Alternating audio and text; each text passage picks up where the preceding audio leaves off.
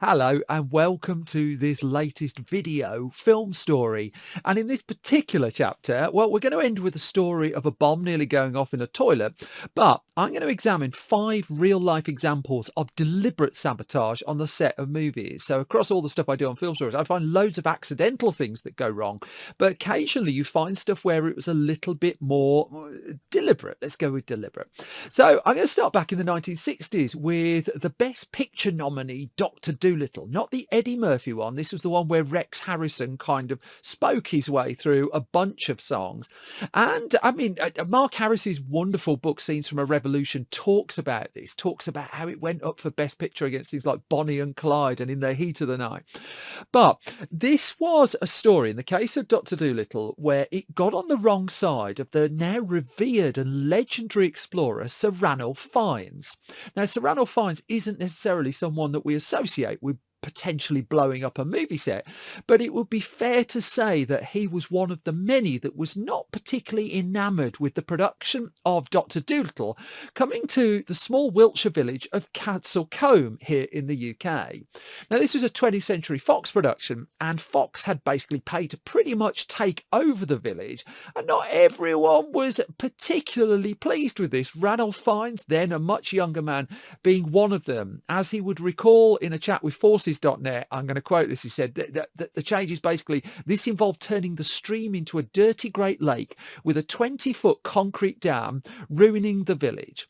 And so he took a phone call one day from an old friend, and the pair of them conspired to do something about the fact that this Fox movie production had taken over the village and they weren't particularly pleased about it. Basically, they decided between the pair of them to blow the thing up.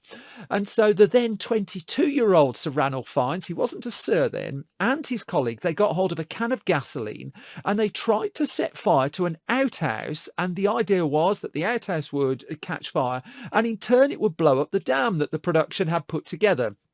Sadly for the pair, or perhaps less sadly considering just how dangerous it probably was, their attempt was interrupted, and Sir Ranulph Fiennes, again not a sir at this point, was duly arrested for his attempted sabotage and was sentenced after a very brief stint in Chippenham prison to 6 months probation. Now ultimately Sir Ranulph Fiennes would meet the judge who had sentenced him and not sent him for a longer stretch down in prison, and asked, why didn't you do that? And the judge said to him that if they committed the crime about a year later, because the guidelines had changed at that point, he would have had to send Sir Ranulph Fiennes to prison for at least 7 years. So pretty much everyone got away with it in the end, but very nearly it went very, very, very badly wrong. You really think she was there? Oh, yeah. I'm a believer. Are you ready to go back to Titanic? Which brings me on to the second of the 5 films, which is James Cameron's Titanic. This was an arduous shoot. I mean, 11 Oscars now, hugely revered film, billions in the bank. But the story of sabotage on the set of Titanic, well, it's pretty much the stuff of movie legend, because there is an anonymous crew member who was just pushed a little bit too far.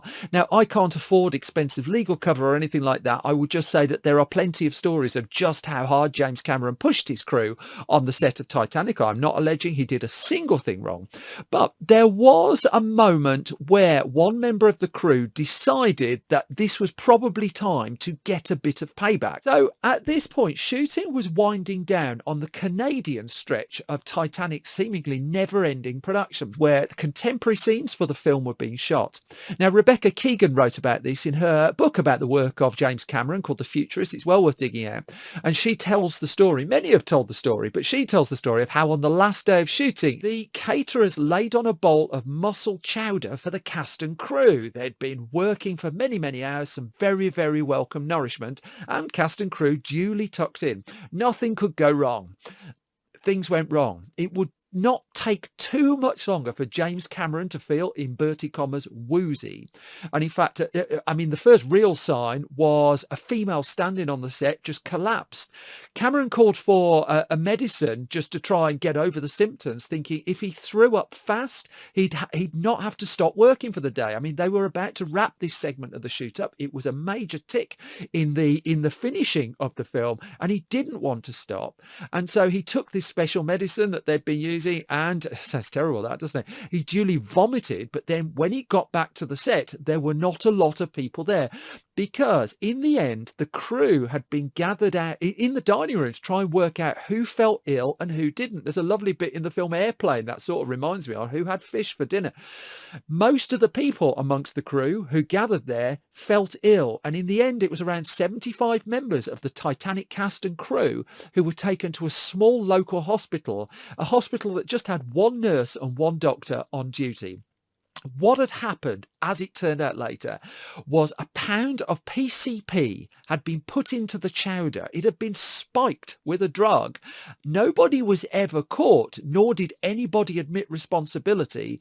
And the working theory was that it was a fired member of the crew exacting some retribution, and retribution was duly exacted, but not to the point where it stopped the film. It just made it a very, very messy night at the local hospital.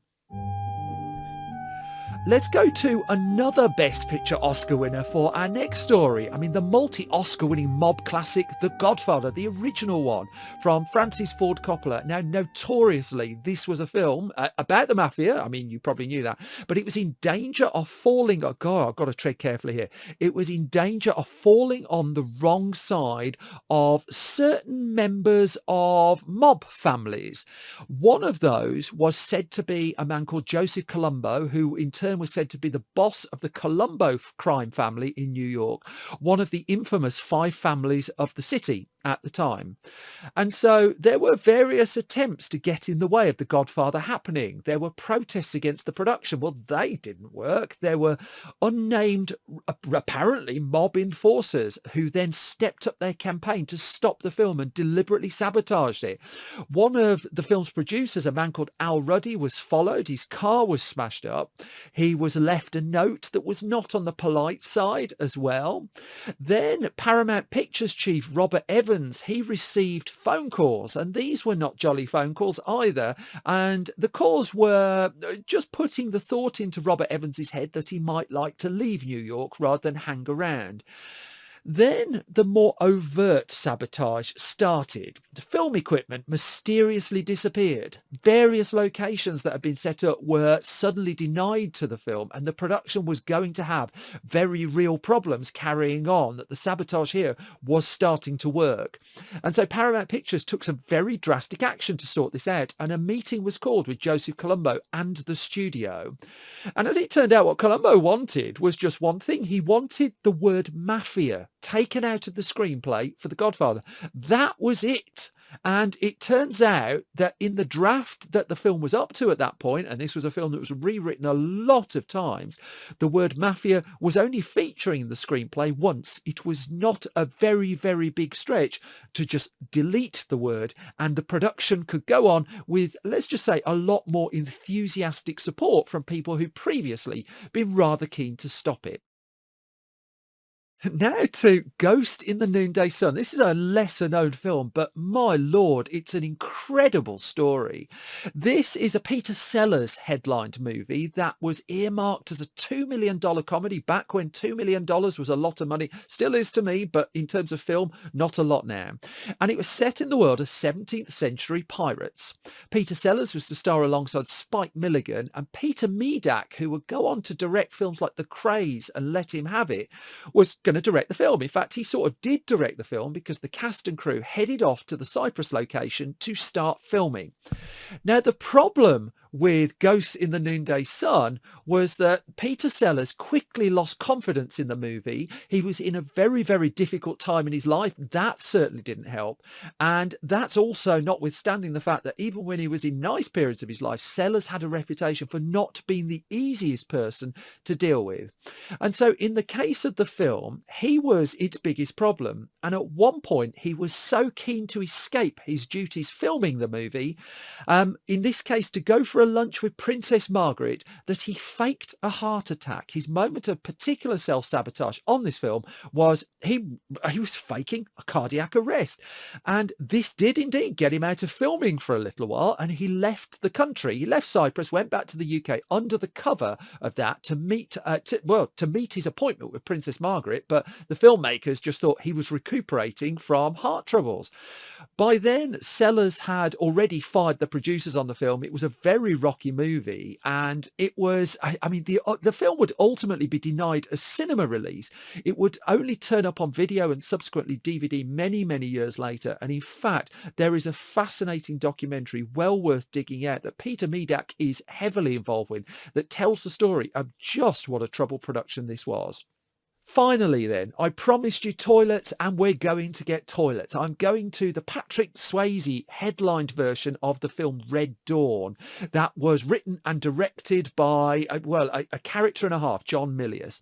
And so Patrick Swayze penned before his death his memoir. It's a really terrific book, and he tells the story of being on set of Red Dawn, and a fairly blokey set, a lot of testosterone, and a lot of practical jokes as well. Let's just say there were hijinks, and this particular hijink involved the toilet and some explosives, because Swayze, for one of his practical jokes, got hold of some M60 charges. These were, as he describes in his book, 1/8 sticks of dynamite, and he snuck into John Milius's toilet. That sounds dodgy, but nonetheless, he rigged up Milius's toilet in his trailer with these sticks of dynamite. And as Swayze said, I packed them into a steel tube to direct the force so that they wouldn't blow shrapnel everywhere. That's very thoughtful. And taped them under his toilet. All they had to do now was sit and wait for nature to call and for John Milius to retire to sit and read the newspaper and examine some cricket statistics at a vital point during the shoot. And so when Milius then retreated to his toilet to do one of the three things you tend to do in the loo, Swayze detonated the charges. He'd barely gotten the words, wrote Swayze, "Swayze, you son of a," I can't even read what that says, very rude word, out of his mouth when I set off a second round of explosives, blowing 2 garbage cans sky high and scaring the something out of him, wrote Swayze in his book.